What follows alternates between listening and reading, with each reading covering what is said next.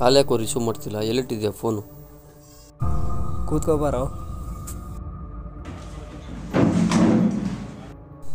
ಯಾಕೋ ಏನಾಯಿತು? ಏನಾಯ್ತಾ? ಒಂದು ಕೇಸ್ ವಿಚಾರ ಕಣೋ. ಏನು ಕೇಸ್ ವಿಚಾರನಾ? ಈ ಫೋಟೋದಲ್ಲಿ ಹೀರೋನ ಹೆಸರು ಸೂರ್ಯ. ಇವನು ಸಾಫ್ಟ್ವೇರ್ ಕಂಪ್ನಿಯಲ್ಲಿ ಕೆಲಸ ಮಾಡ್ತಿದ್ದಾನೆ. ಅವನಿಗೆ ಅಪ್ಪ ಇಲ್ಲ ಅಮ್ಮ ಇದ್ದಾರೆ. ಅಮ್ಮ ಫಂಕ್ಷನ್ಗಂತೂ ಊರಿಗೆ ಹೋಗಿದ್ರು. ನಿನ್ನೆ ಮನೆಯಲ್ಲಿ ಯಾರೂ ಇರಲಿಲ್ಲ, ಸೂಸೈಡ್ ಮಾಡ್ಕೊಂಡಿದ್ದಾನೆ. ಆದರೆ ಅವ್ರ ತಾಯಿ ಸೂಸೈಡ್ ಅಲ್ಲ ಮರ್ಡರ್ ಅಂತೇಳಿ ಕಂಪ್ಲೇಂಟ್ ಕೊಟ್ಟಿದ್ದಾರೆ. ಅದಕ್ಕೆ ಇನ್ವೆಸ್ಟಿಗೇಷನ್ ಶುರು ಮಾಡಿದ್ದೇನೆ. ನನ್ನ ತನಿಖೆ ಪ್ರಕಾರ ಅದು ಮರ್ಡರ್ ಅಲ್ಲ, ಸೂಸೈಡ್. ಅದೆಂಗೋ ಮರ್ಡರ್ ಅಲ್ಲ ಸೂಸೈಡ್ ಅಂತೀಯಾ? ಸ್ಪಾಟಲ್ಲಿ ನೋಡಿದಾಗ ಯಾವುದೇ ಕ್ಲೂ ಇರಲಿಲ್ಲ. 100% ಹೇಳ್ತೀನಿ ಅದು ಸೂಸೈಡ್ ಅಂತ. ಆದರೂ ಒಂದು ಸಲ ಕನ್ಫರ್ಮ್ ಮಾಡ್ಕೊಳ್ಳೋಣ ಅಂತ. ಸರಿ, ಅದಕ್ಕೆ ನಾನೇನು ಹೆಲ್ಪ್ ಮಾಡಲಿ? ಮಚ್ಚ, ನೀವು ಮೊದಲೇ ಬೇಸಿಕ್ ಸ್ಟೋರಿ ರೈಟ್ರು, ಅದರಲ್ಲೂ ಕ್ರೈಮ್ ಬಗ್ಗೆ ಬರಿತಾ ಇರ್ತೀಯ. ಸೊ ಐಡಿಯಾ ಇರುತ್ತಲ್ಲ. ಅದೇನೋ ಸ್ಟೋರಿ ಬರೀತೀನಿ, ಹಾಗಂತ ರಿಯಲಾಗಿ ಹೇಗೆ ಕಂಡು ಹಿಡಿಯೋಕ್ಕಾಗುತ್ತೆ? ಇವಾಗ ಮನೆಗೆ ಹೋಗೋಣ, ಅಲ್ಲಿ ನೋಡು ಗೊತ್ತಾಗುತ್ತೆ. ಏನೋ ಹೇಳ್ತಿದ್ಯಾ? ಇವತ್ತು ನೈಟ್ ಅಲ್ಲಿ ಹೋಗ್ತಿದ್ದೀವಿ, ರೆಡಿ ಆಗು ಅಷ್ಟೇ.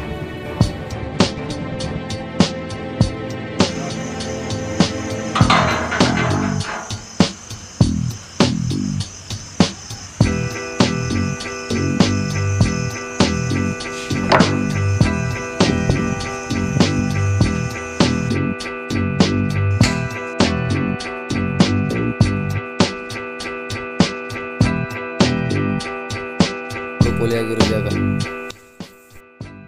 ಸರಿ, ನೀ ಇನ್ವೆಸ್ಟಿಗೇಷನ್ ಮಾಡಿದಾಗ ಎವಿಡೆನ್ಸ್ ಏನೇನು ಸಿಕ್ತು? ಒಂದು ಯೂಸ್ ಮಾಡಿರೋ ಫೋನು, ಯೂಸ್ ಮಾಡಿರೋ ಚಾಕು. ಸರಿ, ನೀನು ಹೇಗೆ 100% ಸೂಸೈಡ್ ಅಂತ ಹೇಳ್ತೀಯಾ? ಪಾಯಿಂಟ್ ನಂಬರ್ 1, ಕ್ರೈಮ್ ಡಿಪಾರ್ಟ್ಮೆಂಟ್ ಪ್ರಕಾರ ಯಾವುದೇ ಫಿಂಗರ್ ಪ್ರಿಂಟ್ ಇರಲಿಲ್ಲ. ಪಾಯಿಂಟ್ ನಂಬರ್ 2, ಈ ಚಾಕುವಿಲ್ಲಿ ಅವ್ರದ್ದೇ ಫಿಂಗರ್ ಪ್ರಿಂಟ್ ಇದೆ. Point number 3, post mortem report ಪ್ರಕಾರ ಅವ್ರ ಕುತ್ತಿಗೆ ಅವರೇ ಕೊಯ್ಕೊಂಡಿದ್ದಾರೆ ಅಂತಿದೆ. ಪಾಯಿಂಟ್ ನಂಬರ್ 4, ಕೊಲೆ ಮಾಡೋಕೆ ಏನಾದರೂ ಟ್ರೈ ಮಾಡಿದ್ರೆ ಮೈ ಮೇಲೆ ಸ್ವಲ್ಪ ಗಾಯ ಆದರೂ ಇರ್ತಿತ್ತು. ಮತ್ತು ಮನೆಯಲ್ಲಿರೋ ವಸ್ತುಗಳೆಲ್ಲ ಚಿಲಪಿಲಿ ಆಗಿರ್ತಿತ್ತು. ಯಾವುದೇ ರೀತಿ ಏನೂ ಆಗಿಲ್ಲ. ಗ್ಲೋಸ್?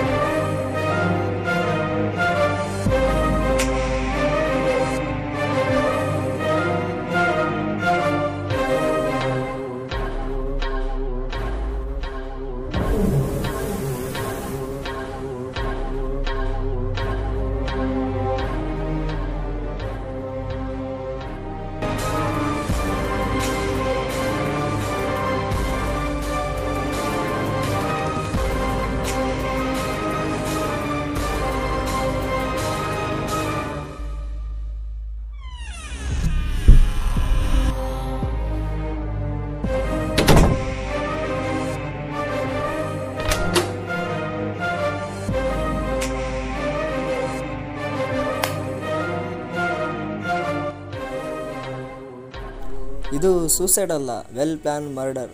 ಮರ್ಡರಾ? ಏನು ಹೇಳ್ತಿದೀಯೋ?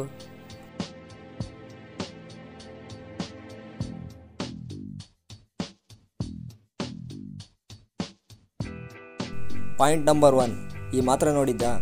Heavy dose sleeping tablet. 1 tablet ತೊಗೊಂಡ್ರು 7ರಿಂದ 8 ಅವರ್ ಎದ್ದೇಳೋಕ್ಕಾಗಲ್ಲ. ಅಂಥದ್ರಲ್ಲಿ 3ರಿಂದ 4 ಟ್ಯಾಬ್ಲೆಟ್ ತೊಗೊಂಡ್ರೆ ಅವ್ನು ಈಸಿಯಾಗಿ ಸಾಯ್ತಿದ್ದ. ಹೀಗೆ ಕತ್ಕೊಯ್ಕೊಂಡು ನರಳಾಡ್ಕೊಂಡು ಸಾಯೋ ಅವಶ್ಯಕತೆ ಇರಲಿಲ್ಲ.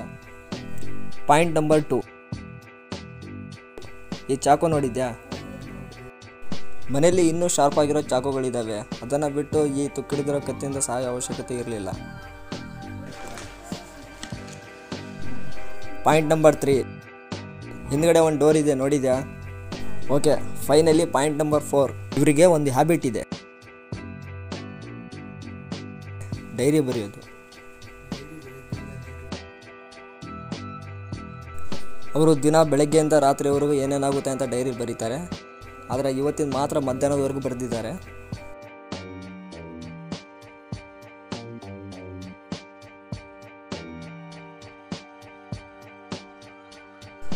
ಸೊ ನನ್ನ ಊಹೆಯ ಪ್ರಕಾರ ಅವರು ಡೈರಿ ಬರೆಯೋ ಟೈಮಲ್ಲಿ ಯಾರೋ ಬಂದು ಕಾಲಿಂಗ್ ಬೆಲ್ ಮಾಡಿದ್ದಾರೆ. ಬರಿತಾ ಇದ್ದ ಡೈರಿನ ಮುಚ್ಚಿಟ್ಟು ಪಕ್ಕದಲ್ಲಿದ್ದ ಸ್ಲಾಬ್ ಮೇಲಿಟ್ಟು ಡೋರ್ ಓಪನ್ ಮಾಡೋಕ್ಕೆ ಹೋಗಿದ್ದಾರೆ.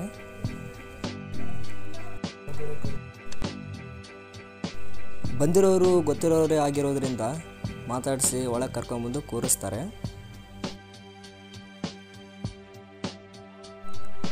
ಕೊಲೆ ಮಾಡಲೇಬೇಕು ಅಂತ ಹೊಂಚಾಕು ಬಂದಿದ್ದ ಕಿಲ್ಲರ್ ಪಕ್ಕದಲ್ಲಿದ್ದ ದಿಂಬನ ತೆಗೆದುಕೊಳ್ಳುವ ಸಮಯವನ್ನು ಉಪಯೋಗಿಸ್ಕೊಂಡು ಚಾಕು ತಗೊಂಡು ಕತ್ಕೊಯ್ದಿದ್ದಾನೆ.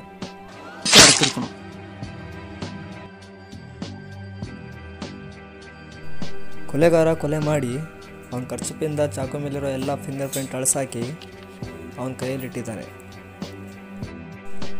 ಆಮೇಲೆ ಕಿಲ್ಲರ್ ಅವನು ಯೂಸ್ ಮಾಡಿರೋ ಎಲ್ಲ ವಸ್ತುಗಳನ್ನು ಖರ್ಚಿಪಿಂದ ಒರೆಸಾಕಿ ಡೋರ್ಗಳೆಲ್ಲ ಮುಚ್ಚಿ ಎಲ್ಲ ಫಿಂಗರ್ ಪ್ರಿಂಟ್ ಎಲ್ಲ ಅಳಿಸಾಕಿ ಹಿಂದ್ಗಡೆ ಡೋರಿಂದ ಎಸ್ಕೇಪ್ ಆಗಿರ್ಬೋದು.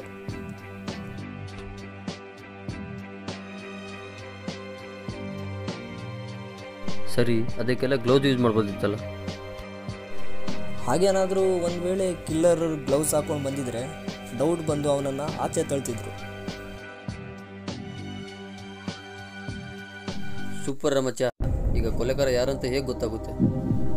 ಅವನನ್ನು ನಾವು ಕಂಡುಹಿಡಿಯೋಕ್ಕಿಂತ ಮುಂಚೆ ಅವನೇ ನಮ್ಮ ಹತ್ರ ಬರ್ತಾನೆ. ಕೊಲೆಗಾರ ಕೊಲೆ ಮಾಡಿದ ಮೇಲೆ ಏನಾದರೂ ಕ್ಲೂ ಬಿಟ್ಟು ಹೋಗಿರ್ತಾನೆ. ಆ ಕ್ಲೂನೇ ಈ ಕನ್ನಡಿ. ಆ ಫೋಟೋ ನೋಡಿದ್ಯಾ?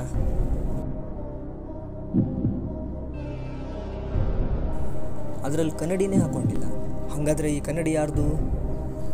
ತುಂಬ ಕನ್ಫ್ಯೂಸ್ ಆಗಬೇಡ, ಅದು ಅವಂದೇ. ಇದು ಸಿಂಗಲ್ ವಿಜುವಲ್ ಕನ್ನಡಿ. ಇದು ಬರೆಯೋ ಓದೋ ಟೈಮಲ್ಲಿ ಮಾತ್ರ ಯೂಸ್ ಮಾಡೋದು. ಅವನು ಡೈರಿ ಬರೆಯೋ ಟೈಮಲ್ಲಿ ಮಾತ್ರ ಕನ್ನಡಿ ಯೂಸ್ ಮಾಡ್ತಿದ್ದ. ಕಾಲಿಂಗ್ ಬೆಲ್ ಆದಾಗ ಅವನೇನಾದರೂ ಕನ್ನಡಿ ಹಾಕೊಂಡ್ಬಂದಿದ್ರೆ ಕೊಲೆಯ ಜಾಗದಲ್ಲಿ ಕನ್ನಡಿ ಇರ್ತಿತ್ತು. ಅಲ್ಲೇನಾದರೂ ಕನ್ನಡಿ ಇತ್ತ? ಕಾಲಿಂಗ್ ಬೆಲ್ ಆದಾಗ ಯಾರೋ ಬಂದಿದ್ದಾರೆ ಎಂದು ಕನ್ನಡಿನ ಟೇಬಲ್ ಮೇಲೆ ಬಿಟ್ಟು ಹೋಗಿದ್ದಾರೆ. ಹೇಗೆ ಹೇಳ್ತೀಯಾ? ಬಾಕ್ಸಲ್ಲಿಟ್ಟು ಹೋಗಿರ್ಬೋದಲ್ಲ? ಡೈರಿ ಬರಿತಾ ಇರೋ ಕಾರಣ ಕಾಲಿಂಗ್ ಬೆಲ್ ಆದಾಗ ಯಾರು ಕನ್ನಡಿನ ಬಾಕ್ಸಲ್ಲಿಟ್ಟು ಹೋಗೋದಿಲ್ಲ. ಹಾಗೆ ಇನ್ನು ಪೂರ್ತಿ ದಿನದ ದಿನಚರಿ ಬರೀದೇ ಇರೋ ಕಾರಣ ಕನ್ನಡಿನ ಟೇಬಲ್ ಮೇಲೆ ಇಟ್ಟು ಹೋಗಿದ್ದಾರೆ. ಕಿಲ್ಲರ್ ಸ್ವಲ್ಪ ಜಾಸ್ತಿನೇ ಯೋಚನೆ ಮಾಡಿ ಟೇಬಲ್ ಎಲ್ಲ ಕ್ಲೀನ್ ಮಾಡಿ ಅಲ್ಲಿದ್ದ ಕನ್ನಡಿನ ತಂದು ಬಾಕ್ಸಲ್ಲಿ ಹಾಕಿ ಇಲ್ಲಿಟ್ಟೋಗಿದ್ದಾನೆ. ಒಂದು ಟೀಮ್ನ ಮನೆ ಸುತ್ತ ಅಬ್ಸರ್ವ್ ಮಾಡಿದ್ ಬಿಡು, ಆ ಕೊಲೆಗಾರ ಸಿಕ್ಕೇ ಸಿಗ್ತಾನೆ. ಮಚ್ಚ ಸೂಪರು, ನೀ ಬೇರೆ ಲೆವೆಲು.